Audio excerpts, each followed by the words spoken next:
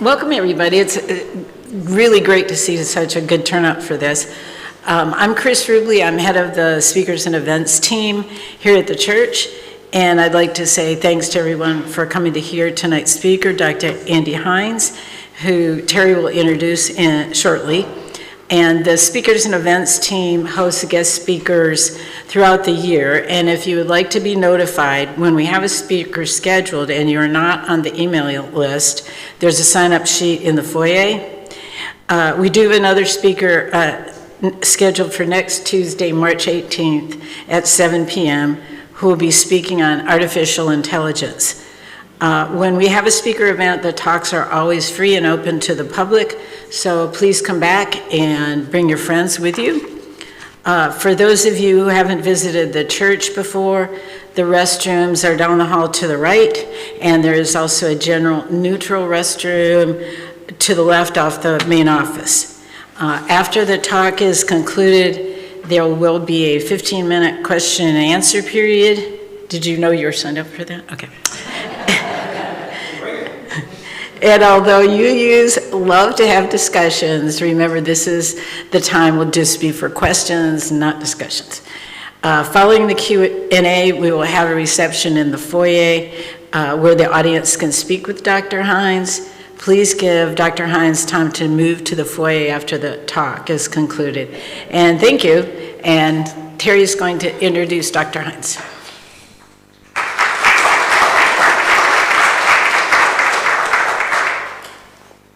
I'm so excited that Andy's here.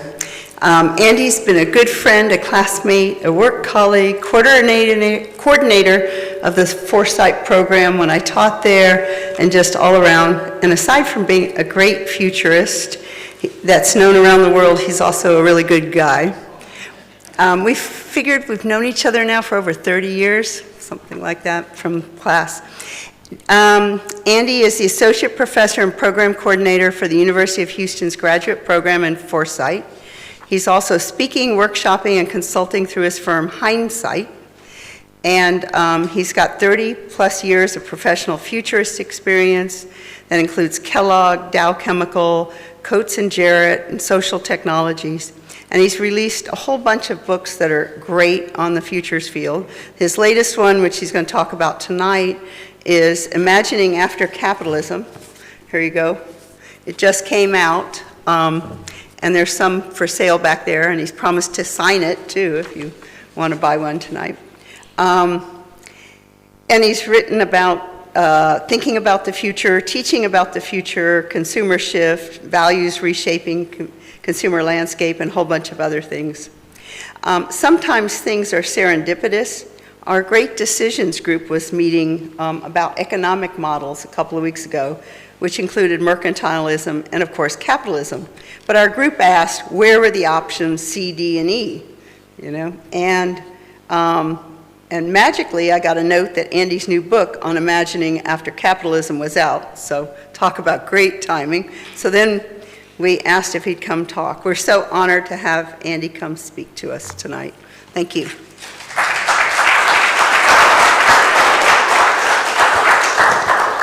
All right, let's see. How does that sound? Good? All right, so I'm going to get right into it because this is going to go fast.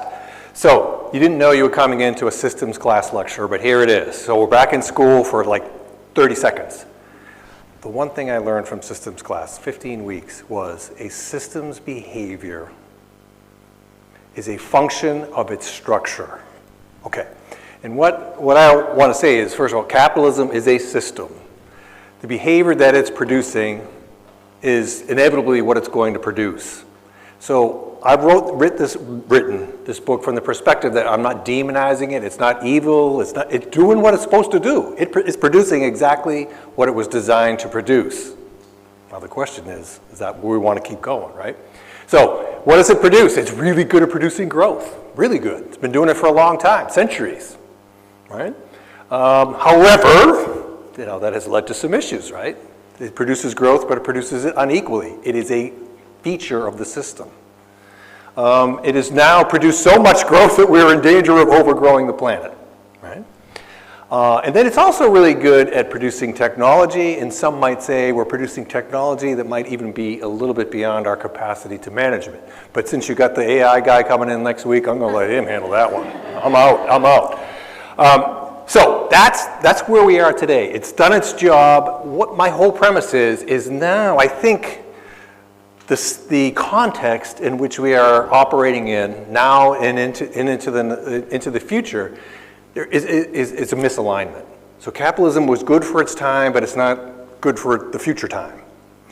And I would put a lot of that in terms of some of the value shifts that we're seeing. So modern values, it's the dominant value system in the US and most of the richer countries, which basically says growth, victory, achievement, winners and losers, that's the way to go. Now I say peak capitalism because what the data is showing, we're probably at the top and already starting to go down in terms of that being the dominant value system. Underneath that, very slowly for a long time, and almost up there now is the postmodern and integral values, which looks at that winners and losers, and it looks at that growth, and it looks at that inequality, goes, no, we don't want that. We want participation, we want community, we want networks, we want sustainability, we want holistic health, all the stuff that's almost, if you will, the polar opposite of what capitalism produces. So you have this tension, right? And more or less, those two camps are about the same size, so bam, right? We can't get anything done. One side saying we do this, one side saying we do that. There we are, right? So we're at the peak. Sorry. So what has that got us to? I heard this from Robert Reich, the former labor secretary, and he borrowed it from someone else, Carl Polanyi. And I love it. We're in this thing where instead of the economy serving the society, we have the society serving the economy. We live in an economy now. Your worth to us is only if you're producing. If you're not producing and you're not productive, well, they don't need you because we are an economy, and that's how people are treated. Sorry, in the capitalism context. So we have some questions. Why are we doing it in inertia? We've studied a lot of how systems change over time. It takes a long time to change any system. But to change a dominant economic system, really hard. Because the power structure, if you will, the people in charge of the existing system, they say, let's change to a new system. That'll be great. We'll give up our position of authority and wealth and power to something else. No, that's not what they say. They say, let's keep it the way it is, right? So we do it because we've been doing it for a while. So we ask the question, is this what we want to do, right? And I think what the problem, if you will, the challenge, and one of the reasons, I think the whole reason for this book is we don't really have any other ideas.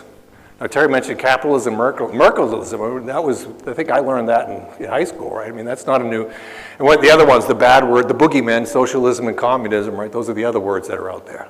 So we don't really have any ideas. And we've seen this in our work as futurists. People are just they just are paralyzed. So I don't know where to go. I don't see this, if you will, I don't see a positive image of where we might be going. It's all doom and gloom and apocalypse and zombies and all this kind of crap, right? So into the void, we hope, steps after capitalism. And what's so cool about this, I think it was the second book I read. There's a Dutch futurist. He wrote it in the 70s, but it's probably about 10 years old before it got translated to English. So he's writing a long time ago. And what he was saying was, he did this massive study of the great civilizations of, history, and found that, the common element of the great societies was they had this positive guiding image of the future. That was the common element. And at the time he was writing, he says, when I look around today, I don't see it. Now, this is the 1970s, right? By my math, 50 years later, we're still there. We don't see it. We don't have any sense, I think, of where we want to go. And so, it's almost like, all right, well, Andy, this is where you started. Put up or shut up. So what I thought is, let's see what's out there. And I'll show you what I found. All right. So just to kind of set our timing here. So we have this little model called the 3 horizons. Oh, it's so lovely. It's simple. Some of the best models are simple and elegant, right? And you can see that I'm setting this after capitalism as 20 or 30 years into the future. This is not next week. This is a big shift, right? And I'm actually a little bit afraid that we may accelerate, the collapse of the current system, and I don't think we're ready. Right? I actually think we need time to develop an alternative, right? It's not like if capitalism collapsed today, we got nothing in behind it, right? So we got some work to do in terms of getting ready for what's next. So in a sense, despite its flaws, at least it's, I would rather it be more of a gradual than a collapse kind of situation. Anyway, there's different points of view on that. So first horizon, current system, anytime you look at any topic, it eventually is going to decline. Then there's this zone of transition where you have competing ideas. Well, maybe we should do this, maybe we should do that. And there's kind of like they fight it out, if you will. They compete against one another. And then at the end, the end of that transition, there is a new system. And so the way, again, that we set this 20 or 30 years into the future, have come up with 3 different images of what that new transformed system looks like. Because we're going back to our history, our little lesson in the beginning. If you're going to change a system, you've got to change its structure. And the thing I want to make really clear is, like, you can reform any system, but you can reform capitalism, you can kind of tweak the dials up or down, you can make it a little less unequal, you can make it a little more environmentally friendly, but you're just tweaking at the margins. You can't fix it that way. So the only way to fix it is you need a new structure. Anyway, that's not what I went into the research with, but it's where I ended up. I did go in with this, let's see, what is going on here? Anyway, okay, let's move on. So how did we get here? So 2012, the best ideas, as we all know here, come from students. And we had one student, Christopher Manfredi at the time, he's like, what's going on after capitalism? So that became our back in 2012, we started talking about that in the grad program. We did our annual spring gathering on after capitalism. And I was intrigued enough to go, this is interesting, but it's not ready for prime time yet in 2012. I said, if I start talking about this, the few gigs I got are going to go away, right? It's just too early. But I'm going to keep my eye on it because it's interesting. And there's going to be a time, right? I don't know how long it's going to take. So the scanning library, Terry has probably taught you well on this, is we keep track of signals of change and just say, interesting, file it away, and then look and see, is anything starting to happen? Around 2017, kaboom. So like the little signals, like if you had to imagine a graph, it's going like 2017, all of a sudden you start seeing all this stuff, end of capitalism, what is going on with capitalism? I'm like, now it's getting interesting, so I really kicked my own research into high gear. So 2017 is when I really started to write the book and then kind of finished it up. And you see, I got over 1,000 little signals of change in that library now. I could have more, but I wouldn't say I'm lazy, but I'm busy. And I looked at a lot of different books. Now, so this is another thing about this after capitalism. When I was saying, actually, it's not like people haven't been thinking about it. They've been thinking about it, but not necessarily as a whole system replacement. But there's ideas all over the place. So people are writing about pieces of the puzzle, but not the whole puzzle, maybe. So what I was able to do is you could see all these different concepts, and these are just the ones that I actually wrote up. But there were so many, there's so many interesting little pieces about what might come next. But the average person who isn't here on a Monday night, a beautiful Monday night on spring break, listening to stuff like this, the average person who's watching Netflix doesn't know what's going on here. So this thing has been bubbling, and what's so cool about the research is it's not, what I did is synthesize it, but I didn't make it up, right? It is all being written now. So one of my challenges to kind of tell a coherent story is how do you take thousands of scan hits and 100 or so books and kind of synthesize it into some kind of a coherent story. And that's why it took so long. And one of the things I developed was this little template. And I don't know, Terry, did you ever bring Wendy here? Did Wendy ever get? No, probably not. Yeah, all right, so anyway, one of our colleagues who taught at Houston as well taught a course on images of the future. And so I looked at her coursework, there's some really good ideas there, and I kind of used that and some other things and put together this little template to say, if somebody talked about the future after capitalism, let's analyze it. and then we can kind of compare it. So again, all these concepts are, analyzed and compared. What's interesting, though, I think you might find interesting, look down at the bottom. What's the aesthetic? What's the emotional? What's the spiritual appeal? And so for guiding image, it's not necessarily, you need the numbers to work, you need the analysis to work, but as we say, it appeals to the heart. So a guiding image is going to be something that grabs you in the heart and says, I want that. Now, you got to do all the practical work of, making it happen, but and when I talk about this to some of the, we'll just say the hard-edged economist types, which, I always do that, but I shouldn't do it. They'll always say, well, what are the numbers? I'm like, well, it's not a numbers. To me, how we execute the plan is actually easier. But do we actually agree on where we want to go? Is there an image of the future that says, yes, I'm in?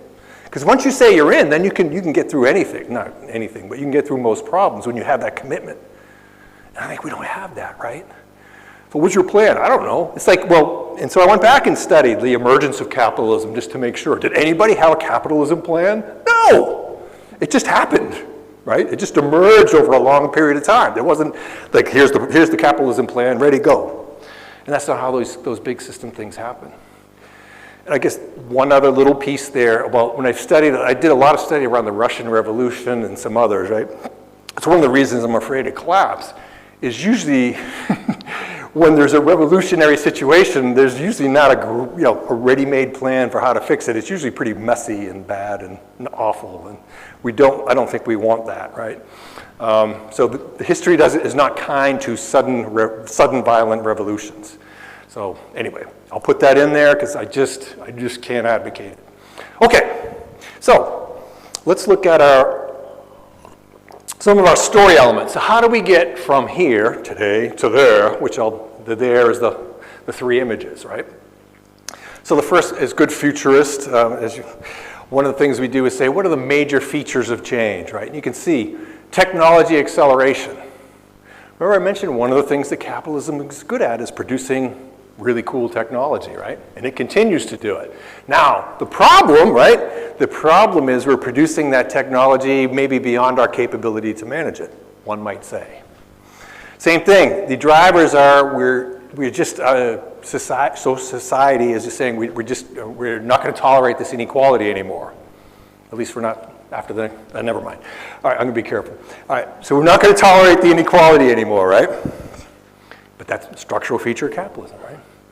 Climate and carrying capacity, same thing. Growth is good, but now we're in this situation where the growth is actually, unless you're in, so one of the caveats, just in case I forget, is I am talking about like the rich industrial countries, the more developed countries. Obviously, if you're in the global south and you don't have a lot, talking about degrowth or not growing is obviously not what they're interested in hearing, nor should they.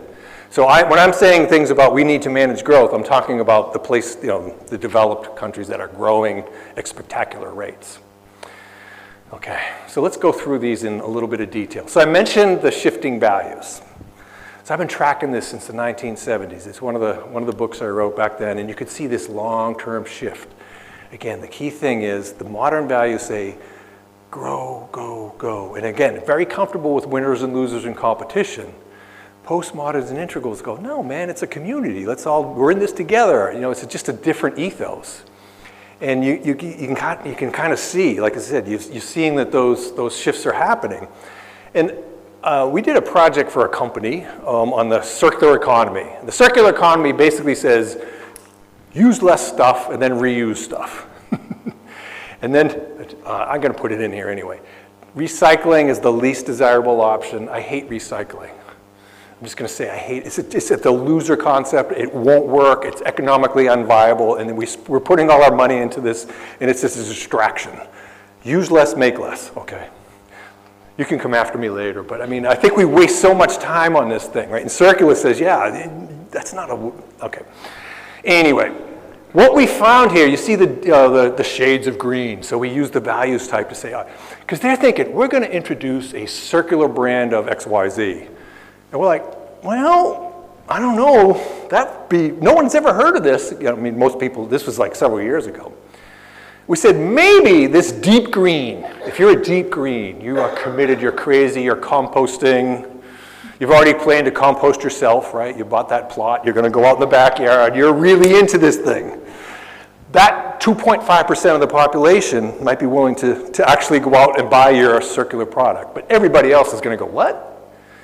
And even this postmodern, the dark green, is going to say, well, I support the idea of circular, but it's too expensive and I'm not going to do it yet. And then, you know, the light and shallow just probably have no interest in it whatsoever. And that's a big segment of the population. And that's kind of true with this after capitalism stuff. There's a small vanguard who are actually out there creating after capitalism-like communities already, but it's 1 or 2% of the population, right? These little off-the-grid communities and conscious communities and intentional communities and this and that. They're there, but they're just tiny. But they're doing it. The postmoderns are talking about it. Hey, you know, you got to start somewhere. Yip-yapping, but probably not doing a hell of a lot. And again, then the rest are saying, not my bag, right? So that's a really, but all the momentum, all the shift is towards the dark and deep. Those numbers are growing, the other are declining. So 20 years from now, different little picture maybe, assuming we continue on the trend, right? Going to be a different context. Okay, so technology acceleration. Here's the short story again. I'll leave you for next week on that. You know, technology can either be the fundamentally great super enabler of after capitalism, or it could be a total nightmare.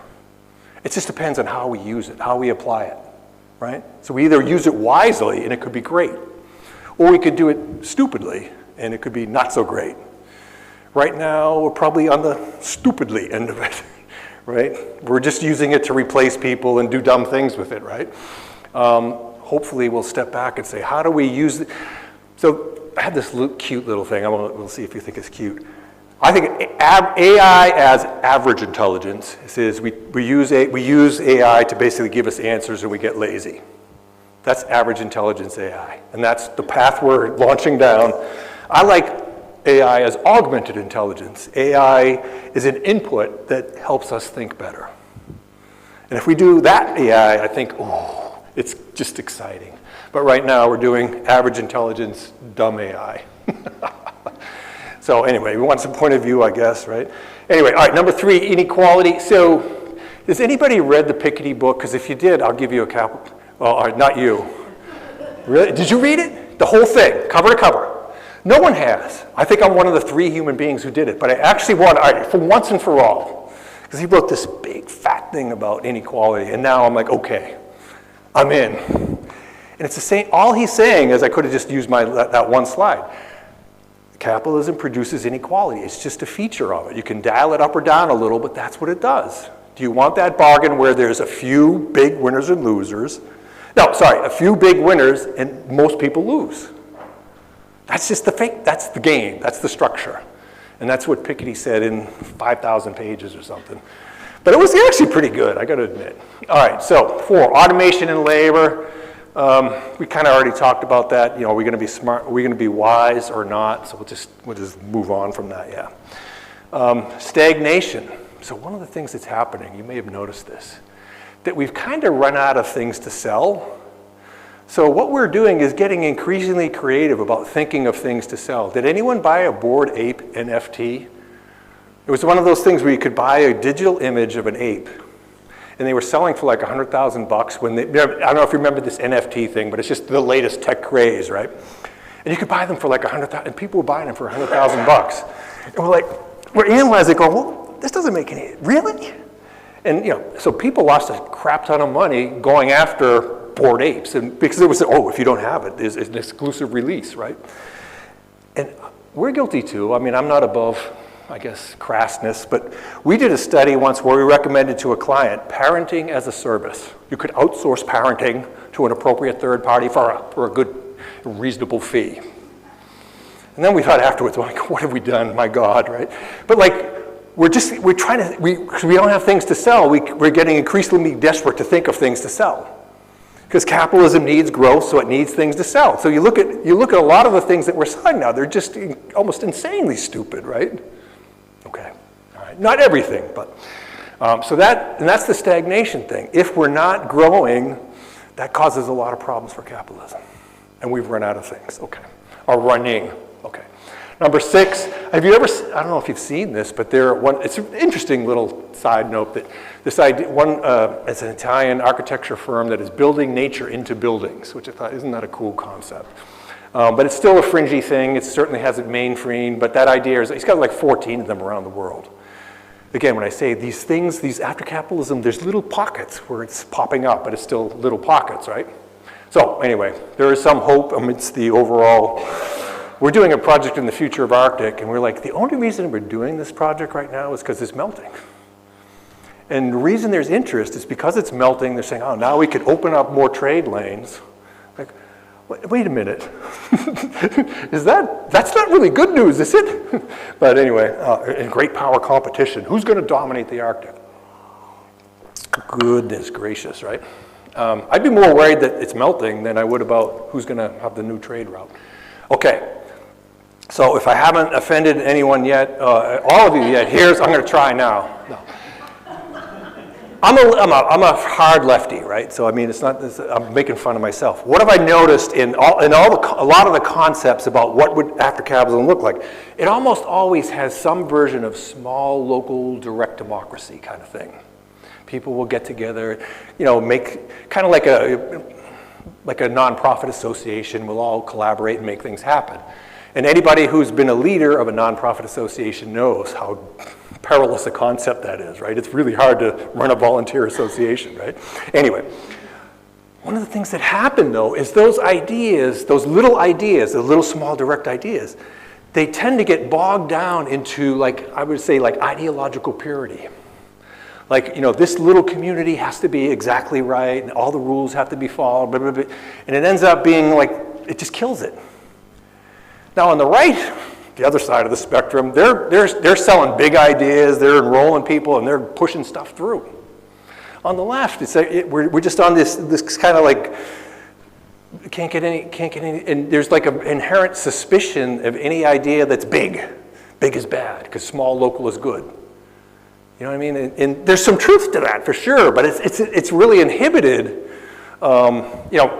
And I thought of in the election, I was like, oh my God. So what was the left's message?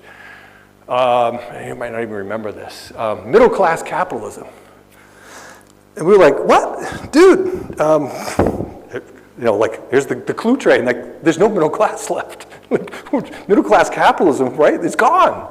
So anyway, it's they just don't have I didn't know what to call it, but when I tested it around with people, they're like, yep, yeah. Everyone knew what I meant, even though it's kind of a clunky name. They just haven't been able to devise any kind of a program that approaches that idea of a guiding image, right? So lots of cool little ideas. How do you bubble that up into a more cohesive thing, right? Okay, and I've been called a hegemonizer and a colonizer and a hijacker for saying those things, but I don't care. I mean, I think we need some ideas. So here's 3.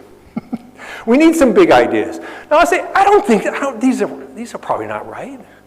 I am certainly not saying I want you to come away with one of these. I just say, here's some ideas in the pot. Let's have, in the pot of ideas, here's some things to consider and think about, to play with, refine, add, subtract. But let's start somewhere. Let's put something into the mix. So these are if you will, the big 3, right? The circular commons, non-workers' paradise, and the tech-led abundance. So how did I get to them? I just want to this is my second schooly thing. I am a teacher, right? I'm supposed to do this stuff. How did you get to those 3 images? Just to make sure, again, we did a lot of research, right? Synthesized the research, but we also followed our methodology, right? So we said, we talked about our 3 horizons, right? First horizon, current system. Second horizon, transition. Third horizon, the new system. These are patterns of change. And one of the things I tried to do here, and I'm not going to talk about all the other stuff, we're just going to focus on the big 3, but I did come up with what the pathway might look like in the middle. We just don't have time to go through it. Right, so I don't think we're going to go from today and leap right into the new thing. There's too much, the change is too big. So there's got to be this kind of transition period in the middle. I played around with it a little bit just to prove, so people say, well, how'd you get there? Well, here. But the emphasis was really on the end point.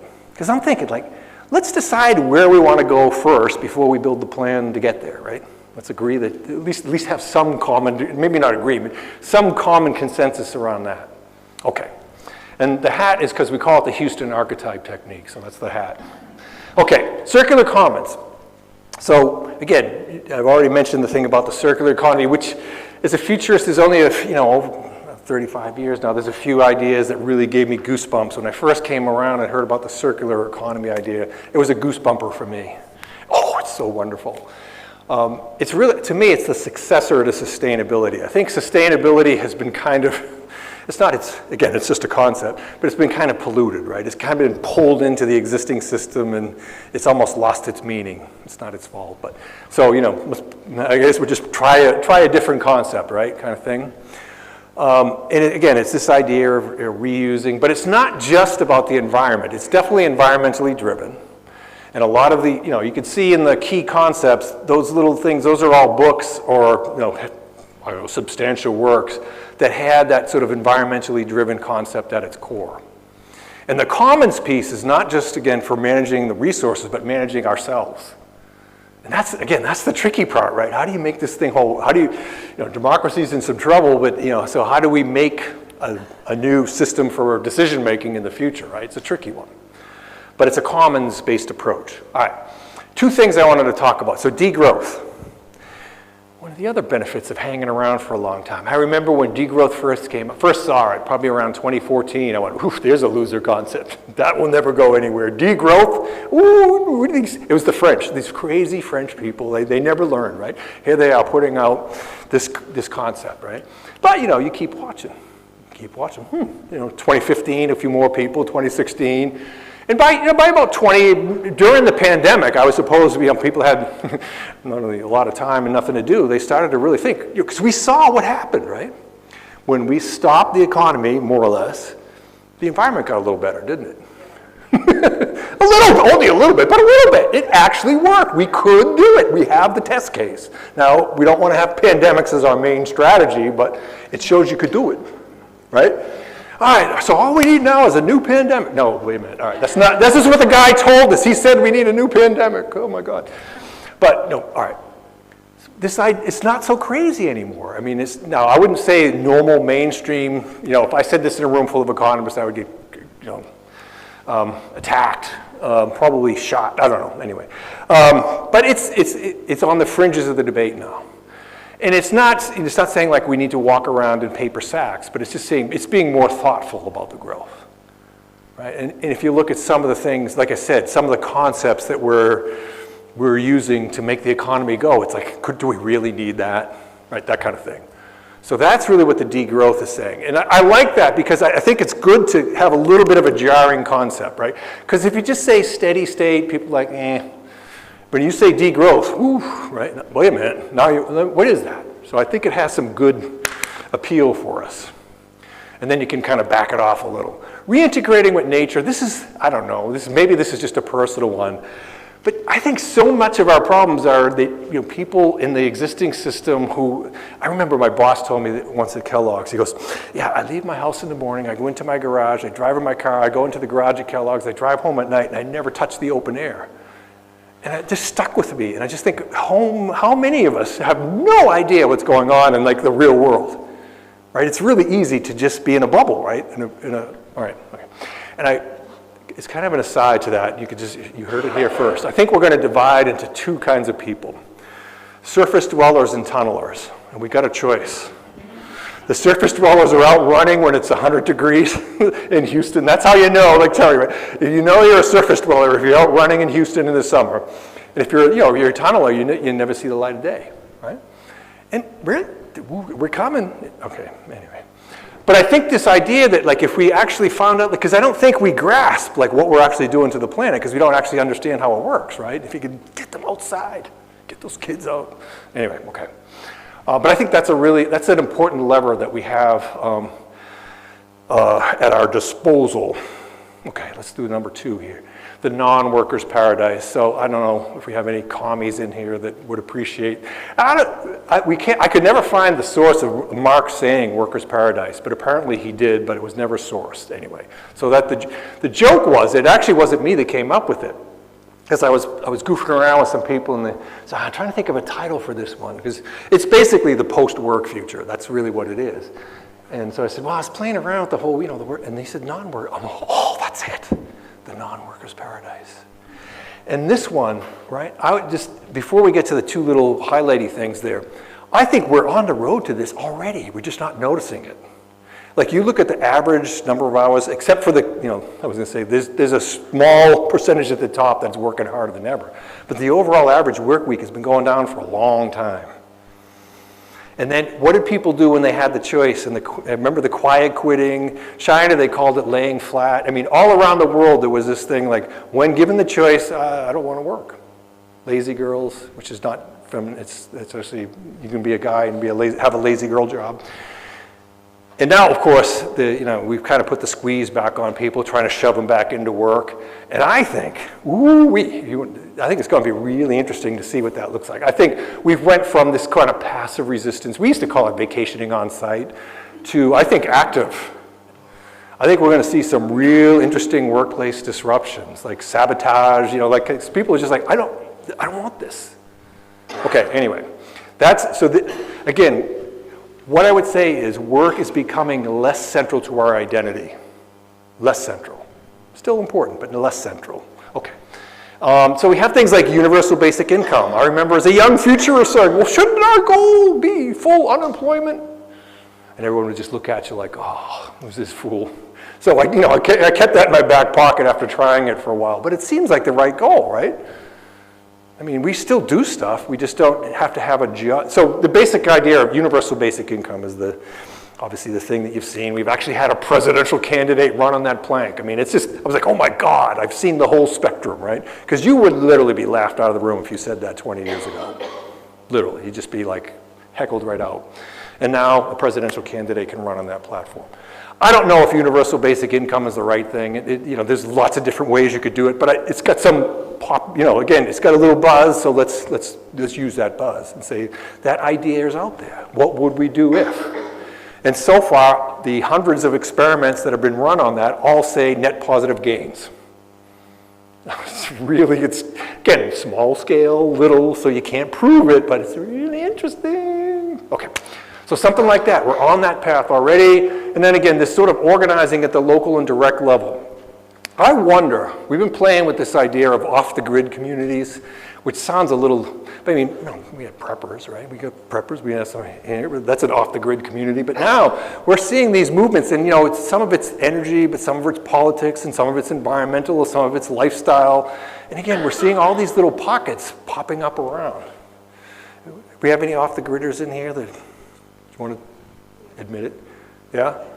All right, yeah, we're in the grid here, right? So, but I'm thinking about it. I'm 2 years away from the big parachute, and I'm, facial reconstruction surgery, and I'm going into the off the grid, baby. All right. Anyway, this same idea of how do we have some ideas about. I think, and I actually think the local scale. All right. We'll get to this. So working in we'll just say big government agency, and we talk, what was the major trend that the government came up with? Deglobalization. I was like, government? I mean, we thought that, but you thinking it too? Damn, right? Okay, so I think this sort of move more, so you're taking responsibility from the big high level, pushing it down, and now it's down at the local level, and that's where the action is. The problem is usually at the local level, we're just not that good. We don't really know how to do it yet, but we'll learn. All right, but don't worry, the feds ain't gonna help. State might not even help, local. Okay, last image, tech-led abundance. This one scares me a little bit because it's, like I said, it's the great enabler. If we use the technological bounty wisely, we don't have to work. They would say, well, machine's gonna take my job. Good, usually it's a crappy job anyway. We don't want the job, we want the money. We want to be able to make a living, right? A lot of the jobs, most of the jobs, there's a few good jobs, right? But most of them stink. Just get rid of them. Let the robots do it, right? Let the automation do it. And it was I call it is it in here, the laziness lie? I did a lot of research around that because what's the number one objection is if people don't work, they'll just sit around and drink beer and beat each other up, and that's not true. I mean, there's been a lot of research on that. There's a small percentage that will do that, no doubt. And so we just tolerate that. But most people will be like you guys. Do you have to be here tonight listening to a lecture? No, you're doing it because you want to learn. You want to be part of your community. You're bringing something. And I think that's what, that's what that post-work society could be like, right? You're still doing stuff. Terry's telling me about the workshop she's running in retirement, right? I bet you're all doing that too. So I think if we didn't have a 9-to-5 job, we'd still be doing lots of interesting stuff. Yeah, so anyway, it just annoys me when that comes up. The other thing though is the risk. Again, this gets into some weird, it's 20 years out, 30 years out, it starts to get into weird territory where we can use genetic engineering to become different species, right? I mean, it gets the transhumanists say, we're gonna put technology, we're gonna be like cyborgs. So it gets a little freaky. And it's just an aside thing, but again, that's where I say I'm scared a little because I don't think we're quite ready to handle the powerful technologies that we're developing. But hopefully we can. If we do, it's a great thing. And the other thing is I think this is of the three images, this is the one that's most compatible to capitalism, right? It kind of fits. So, okay, but it's there. It could help us. So, two things, and we'll open up for questions. One, I just thought you might find this interesting. You might not, but I actually had a Fortune 500 company ask me to talk to them about after capitalism. Like, oh, really? A real big selling company, right? And what are the kinds of things that were on their mind? And I got a few more of these now, and it's basically like, it's kind of like, I think we all sense that, right, the current system is in some trouble.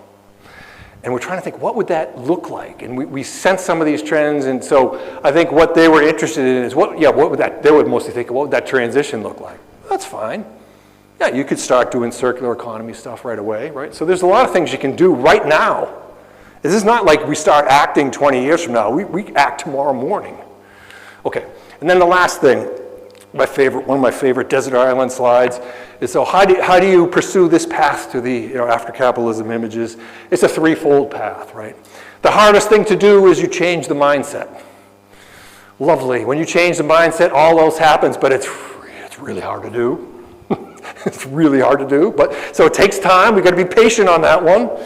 So in the meantime, what do? We mess with the rules of the system. Remember we started off with, the way you change a system is you got to get in there and change that structure. What's interesting, like all the stuff that's going on today, I haven't yet heard any structure stuff, right? It's cutting this, cutting that, but is the structure still there? Interesting, right? So we ain't changing the rules yet. Now if they start changing the rules, it gets a little more interesting, right? And then the metrics is the numbers. Increased growth rates this, hiring rates that. It does something, it makes us feel good, but it doesn't really move the needle. It's easy to do. So we spend most of our time messing around with numbers, and you get a little bit of change. So to me, what I want to put out there is it's all three, right? We're working on mindset, we're working on the rules, and then we're doing some of the numbers as well. So the threefold path to the three images of after capitalism. And that, ladies and gentlemen, is that. So let's go. What do you got? Oh, yes. Thank you. Such a nice group. Terry's going to have a mic. Please raise your hand and she'll come to you. And remember, try to keep it to one question per person because I know a lot of people will have questions. And good. It's a question. Don't make a statement. Ask Andy a question.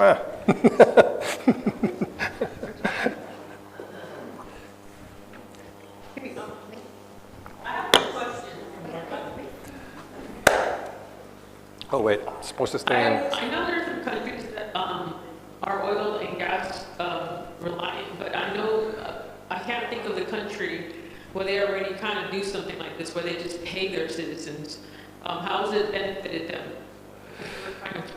Yeah, there's a couple of sort of examples there. Norway made a ton of money off North Sea oil, and they distribute some sort of lump sum to that. Actually, Alaska did it, or was doing it for a while. I don't know. I think they're still doing it. Yeah. And again, all the data says that net benefit. The net analysis is there's a net benefit to this society. So people don't sit around and do nothing. They actually do something else. So yeah, and Germany is another country that's made a big commitment to solar, and and it's working out pretty well for them. So another pocket. I just say, I went to Germany and I gave this talk, and they're like, well, we're already there. I'm like, no, you're not. No, I didn't say that. But, like now I was like, oh, yeah. I wanted to call them up after the elections in Germany, go, what was that again? Excuse me, come again? You're already there? Okay, no, sorry. Just having fun. We're already there. So we already have countries that are post-capital, Yeah, I hear you. Russia and China and things like that. But over the years, capitalism kind of snuck in anyway. Yeah. How would this not end up that way as well? Because of natural consequences. It's an excellent question. So China is, despite all of its, despite some pretense of communism, they are a very capitalist country now. They are capitalists. Now it's state capitalism, so it's a little different, but they are capitalists. Now they might give a little lip service. What's kind of fascinating to me is Russia is another one, right, that's allegedly been through there. And, I don't think they even pretend to be socialist anymore, but whatever. I wrote this article on the post-work future in a Russian journal, and it's like one of the most cited articles I ever wrote, only in Russia. I thought, well, aren't you guys already there? What are you citing it for, right? I don't know. So anyway, Russia is actually very interested in the post-work future. Now, this was years ago, but it was just interesting that they were, even though allegedly a communist society, so in both of those cases, they're not really, well, they were, but they're not anymore.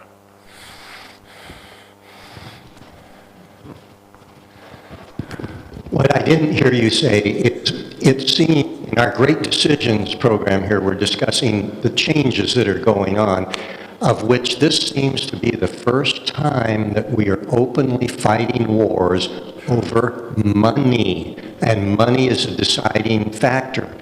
Things like real estate is fixed. There is no more. What we got, we got. The population is still growing, but not as fast. With those kinds of constraints, where are the people who are thinking ahead and doing the development? And you say, what do we make next and all? And it looks like we're going to be digging up lithium for batteries in the Ukraine. That's the big thing. Could we not? Soviet Union, or Russia is already got before the UN that big land area up in the Arctic Circle. I mean, what's going on with all that and where are we going?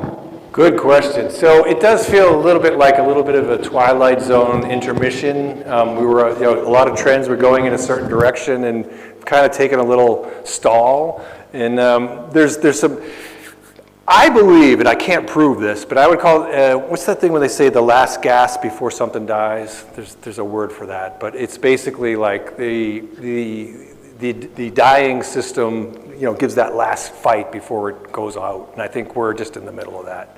Capitalism making it, huh? The death rattle. Yes, the death rattle. Thank you very much. The death rattle. We're death rattling. Because I think, again, it's just, that's my best explanation with that.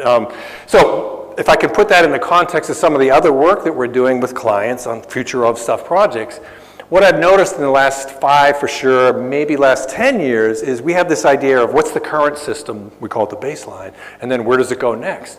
And almost everybody now, in the last 10 years, every little topic area we go in, they say that we're going in a collapse direction. And I can tell you, for the first 25 years of my career, everyone was much more positive.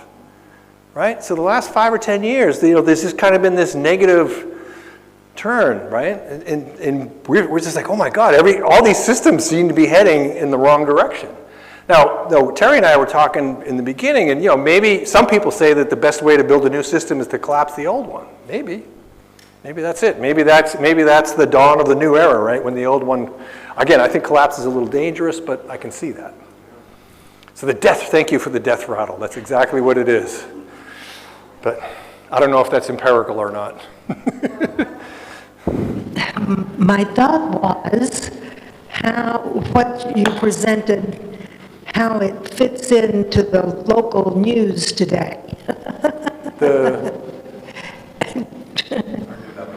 How's it fit into the news today? Oh, well, it's just, the stock market went dramatically down and, lots of problems. Yeah, again, I think it kind of goes back to that death rattle pattern. I mean, again, we've run out of things to monetize, and we're going to do some really crazy stuff, I think. And I just hope that we don't, again, I hope we don't crash the system too quickly, but we might. There's no doubt we might. Wish I had better news on that one, but. Kind of touching on, I guess, like human rights or individual freedoms, what those things would look like in an after-capitalist society, because I feel like one of the biggest things we pride ourselves on in America is that we have so many freedoms. We'll see how much, longer that lasts, but if we've been heading in such a progressive way for so long, and I feel like that's kind of halted, and whether that's because of capitalism or not, but like, what do human rights and individual freedoms look like in an after-capitalist society? What a great question, and I totally agree with your observation. So it's basically, it seems like we've been on a progressive direction for quite some time towards greater freedom, greater choice, greater human rights. Data bears that out. What's happening, right? Why is that not continuing? And I think so you noticed I had this little sneaky thing where I said postmodern and integral. And I said the integral was those deep green, crazy 2% people that are just saying, all right, we've got to make the difference, I think, between those two, the bigger faction, we'll call them the regular greens, the dark greens, is they're much more into the theory of how this works, and the integrals are much more into the practice.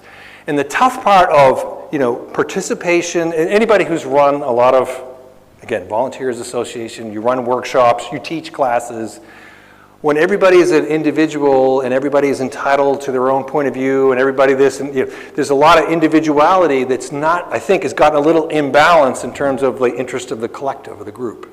Like we've just gone a little too far over on the individual side. And if you try to do something, like if you try to say, all right, I'm gonna make an executive decision, tyranny, right? And so I think that's what I think the movement, if the progressive movement needs to do, is to kind of recognize that sometimes we gotta make a call. I'll give you an example. We did a project for a certain library system. Well, I could say it, Seattle Public Library, right? 28 branches, huge 8-story, beautiful, one of the best library systems in the US, if not the world. They wanted to do a survey of the local community. Great. So we do the survey. They say, we want to translate it into 15 languages. Like there's 15 languages in, all right. And that cost, in terms of the time, budget, resources to translate our survey into 15 different languages, that took a lot of time. Now everyone felt good. Well, it's really representative and that we haven't excluded anyone and everybody feels good. You know how many people responded? You know, right? None. 0. So we spent, a big chunk of money on nothing. And it was one of those things where everybody's included.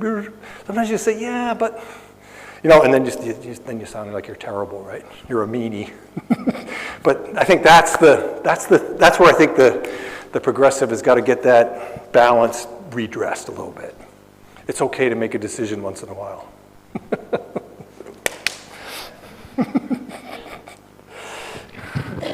Yeah, I know some people are going, oh.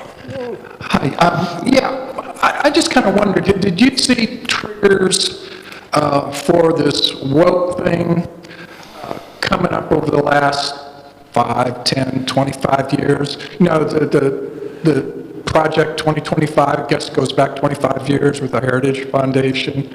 And it really seemed to me that as of maybe 4 or 5 years ago, the woke world really woke up. And you had all these progressive things going for a long time. And where I stood, I was seeing evidence of it, but I didn't know whether it was real. So what I would say about that, again, is it's just very good things that went a little bit imbalanced, right? And the imbalance is antagonized the opposing view, right? So we're just smashing, they can't even talk to each other. So I think if that could be rebalanced a little bit, but the overall principles underneath all the woke stuff, that stuff's been going on for a long, long, long time, and it's going to keep going. Now there'll be maybe a little interruption, but I think it's going to keep going. But again, it has to be just a little tact and diplomacy maybe in how that's how those ideas are put across, so that it doesn't turn into a That's why I say, don't say capitalism is bad. Like, I mean, that doesn't help anything, right? Half the room just said, I'm checked out now, right? If you say capitalism did its job and it's maybe misaligned, now maybe that keeps the space, right? As they say, it keeps the space open for discussion. So I get, that's the way I'm approaching this kind of work, right? But occasionally I say stupid things. So. You know, I remember Star Trek being the world I always wanted to live in. And the one story I remember is when they found the ship with a cyber capsule in it, and there was this Wall Street banker who was trapped in this, and they brought him back to life, and he says, who won this war? Oh, yeah. And no one knew the war, but they went into the books and they said, well, we won the war. He said, I'm a billionaire. I have more money than God now. And they said, money, what's that? Yeah. And I love that. I think that sounds like imagining after capitalism to me. Thank you. Perfect. I want to say this, though. You never know if your kids are actually listening to you, because my kid was deciding which major to pick when she was going to college, and she says, well, Dad, you've been telling me all the jobs, so I don't know what to do. And it's like, I'm like, dude, you get a job. And I mean, so all this post-work and all this stuff, I mean, I'm not saying, well, let's wait for the magic to happen. Like, you better exist in the current system, right, as a transition, right? So we have to get in and, we got to kind of get into the game and change it from the inside. But it is nice to see that endpoint. Isn't it amazing, right? You just imagine, what would happen if, right? So thanks for putting that out there. So I definitely believe, and this is not just, let's wait for the future to happen. We got to make it happen. Uh-oh, wristwatch. One more question. The fastest hour in show business, right? I hope. I was fortunate enough to live in Norway for 3 years, and they do not send their citizens a check the way they do in Alaska. They created the Sovereign Wealth Fund. And I was told the reason they did that was if you just gave everybody checks, it would just create inflation. Too much money chasing too few resources. Right. Along those lines, maybe you can answer my question about UBI. Interesting concept, but if I were a landlord and found out my tenant is getting a bump UBI, why wouldn't I just raise his rent? Yeah, right. There's that, and that question of the transition is a real difficult one. And the one that I feel like I unsatisfactorily answered is, could you have a post-work UBI-ish America bordered by a Mexico that's still in deep trouble and not be overrun? And I have other than helping them, I don't really have a good answer for how you could do that. So I think, that's why it's going to take 20 years, right? There's some really difficult, how do you become post-capitalist in the capitalist context, right? You can't just declare, unless you go off the grid or something, right? Maybe that's the only way you could do it. But to try to operate within the current system, you got to play the current system game. Yeah, lots of work to do, but it can't be done. Okay, thanks, Andy. All right. Thank you.